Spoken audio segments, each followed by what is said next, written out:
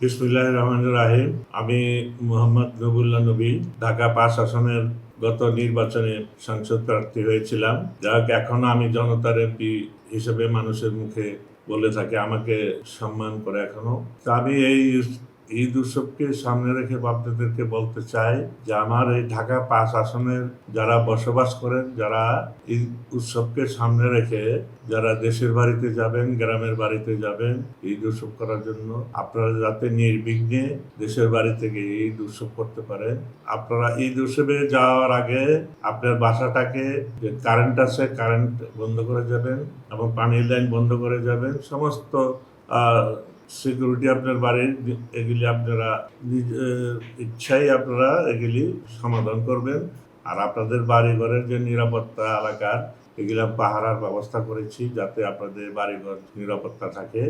এছাড়াও আপনারা তো জানেন যে আমাদের দল বিএনপি, আমরা সরকার গঠন করেছি। আমাদের এই দেশের প্রধানমন্ত্রী দেশনায়ক তারেক রহমান এই যে আপনাদেরকে ঈদ শুভেচ্ছা জানিয়েছেন এবং ঈদ উৎসবের জন্য গরিব পরিবারদের জন্য উনি বোনাস দিয়েছেন এবং ইমাম মুয়াজ্জিমকে বেতন বোনাস দিয়েছেন। তাছাড়াও এই যে আমাদের নেতা তারেক রহমান নির্বাচনের আগে যে ঘোষণা দিয়েছিলেন যে বিএনপি ক্ষমতা আসলে ফ্যামিলি কার্ড দেওয়া হবে, সেটাও শুরু করেছে। পর্যায়ক্রমে এই দেশবাসীকে আমাদের নেতা, আমাদের পার্টির চেয়ারম্যান, বর্তমান প্রধানমন্ত্রী তারেক রহমান মুখে যেটা বলেন তিনি বাস্তবে পর্যায়ক্রমে সবই বাস্তবায়ন করে চলেছেন এবং এর পরবর্তীতে এলাকার সার্বিক উন্নয়নের কাজে হাত দিবেন। সেই কাজগুলি আমাদের মাধ্যমেই করবেন। তবে দেশবাসীর কাছে আমি বলতে চাই যে একজন সারা বাংলাদেশে এমন একটা মহান নেতা তৈরি হয়েছে, শহীদ জিয়া রহমানের উত্তরসূরি, যার কোনো চাওয়া পাওয়ার কিছু নাই। সে জীবন ভরে তার জীবন যৌবন সুখ শান্তি ব্যাহত করে তিনি দেশান্তর থেকেও এই দেশের মানুষকে উনি এই বিভিন্ন আন্দোলন সংগ্রামে পরিচালনা করে আজকে উনি ক্ষমতার সিংহাসনে বসেছে। তা আমি আশা করি আমাদের পার্টির চেয়ারম্যান তারেক রহমান প্রধানমন্ত্রী এই দেশটাকে সিঙ্গাপুর এবং মালয়েশিয়ার মতন রূপ ধারণ করবে। উনি যে আশাকাঙ্ক্ষা, উনি পরিচ্ছন্ন একটা বাংলাদেশ গড়ে তুলবেন, যেখানে থাকবে না দুর্নীতি, যেখানে থাকবে না চাঁদাবাজ, যেখানে থাকবে না সন্ত্রাসী। কাজেই আমরা দেশবাসীরা উনিকে সহযোগিতা করব।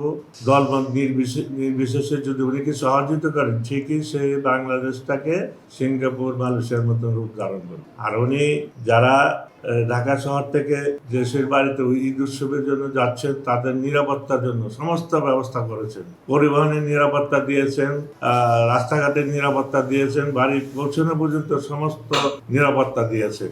এই হলো বিএনপির আদর্শ নীতি। আমরা চাই মানুষের কল্যাণের জন্য আমরা রাজনীতি করতে আসছি, আমরা সেটাই করছি, বাস্তবে আমরা সেটাই করব। আমাদের এই ঢাকা শহরে এখন তো বেশিরভাগ মানুষই গ্রামের বাড়িতে চলে গেছে। ঢাকা শহর এখন থমথম অবস্থা। এই সুযোগে যাতে দুষ্কৃতিকারীরা কোনো ডাকাতি বা কোনো বিশৃঙ্খলা সৃষ্টি না করতে পারে, সেদিক দিয়ে আবার সরকার, আমরা সজাগ আছি। পরিশেষে আমার ঢাকা ৫ আসনের জনগণকে ঈদের শুভেচ্ছা জানাচ্ছি, যাতে আপনারা সুন্দর একটা ঈদ উৎসব করতে পারেন, আনন্দ উৎসব করতে পারেন। আপনাদেরকে ঈদ মোবারক জানিয়ে, শুভেচ্ছা জানিয়ে আমি আপনাদেরকে ধন্যবাদ জানাচ্ছি। আপনারা সুখে থাকেন, এটাই আমি চাই। আমি আপনাদের পাশে আছি, সবসময় থাকবো। আল্লাহ হাফেজ, আসসালামু আলাইকুম।